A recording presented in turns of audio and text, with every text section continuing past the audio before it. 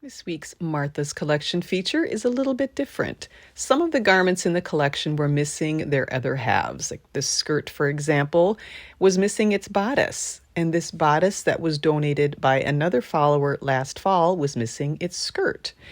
I looked closer at the upper bodice on that garment, and there's stitching on it, which shows that there was some sort of upper neckline collar type piece that was removed at some point on this. And I'm estimating both of them to be from about the same period. So I'm going to try to make them as a set. And then I will also repair the skirt waistband, which you can see here has been made larger. And I did this in such a way that I did not harm the original integrity of each garment. I had some silk in my stash that was actually from my mother, and I decided to dye that pink to match the skirt.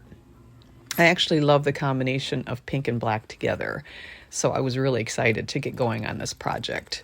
So to dye silk, the directions call for adding vinegar to it and then some dish detergent, 1 teaspoon, to be able to do the silk. And I did a pre-wash in Synthrapol to kind of remove any sizing and help it to better accept the dye.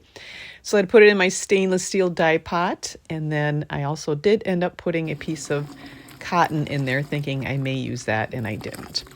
So I let it go a little too long, and I thought it was too dark, so I put another piece in there. And then you can see here that it's used up quite a bit of the dye already in the bath.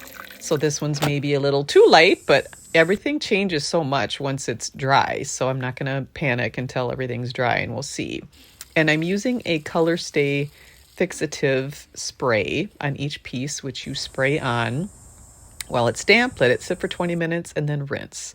I let that air dry for a while, but while it was still damp, I pressed it dry. I did both the darker piece and then the lighter piece so that I could really tell what kind of color I was working with. The first one definitely was too dark, and the second one was better tone-wise, but still too perky.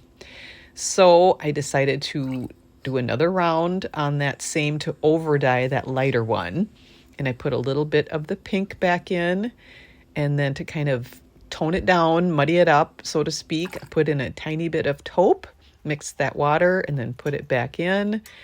And then I had a little sample that I cut off, and then I compared it with the one prior to the over dye, and I thought it needed just a little bit more. So I added a little bit of tan, which I could have probably just done in the first place, and then let that go. And I didn't do this lighter piece very long at all. It calls for at least 15 minutes, and I didn't go that long on it because it was the color that I was looking for. So I ironed that dry to check, and yay! It was much better. So, as you've heard me say, I don't know how to make a pattern, but I just took some material and I kind of draped it on there and cut out some pieces and trying to make this work with what I have. And then I had some lining in my stash that I used as well.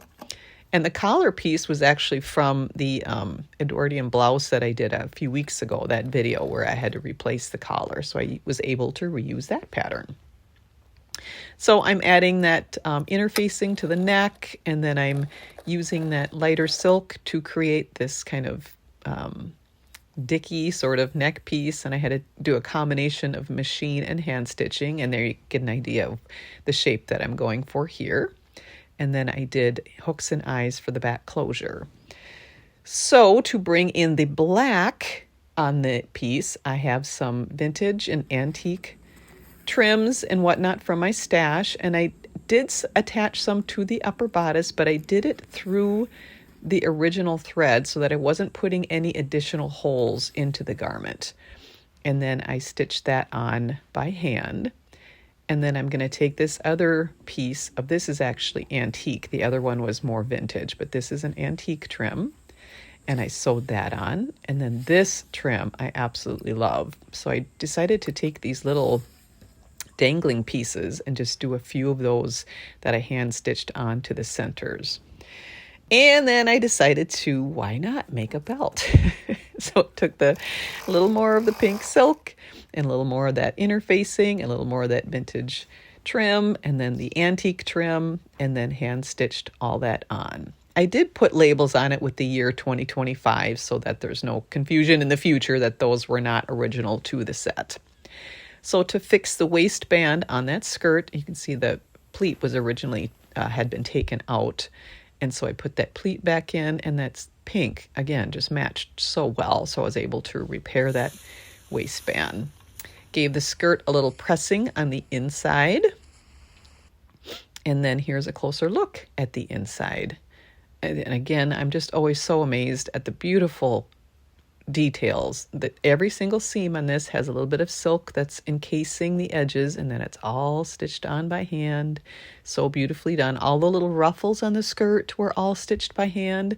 This ruffle on the bottom, the silk taffeta, which that has that double pinked edge that I love so much, that was stitched on by hand. Oh, I just love these details. And I pressed the bodice, put the sleeve in a sleeve board because those sleeves had been flattened for a long time. So here's a peek into that bodice. So I was really surprised when I received this donation that it had these underarm dress shields. I did not realize until I received this that dress shields went back that far. So that sent me down some rabbit holes of research on underarm dress shields on Victorian garments, but that'll have to be for another time. But it's actually quite interesting how far back it goes.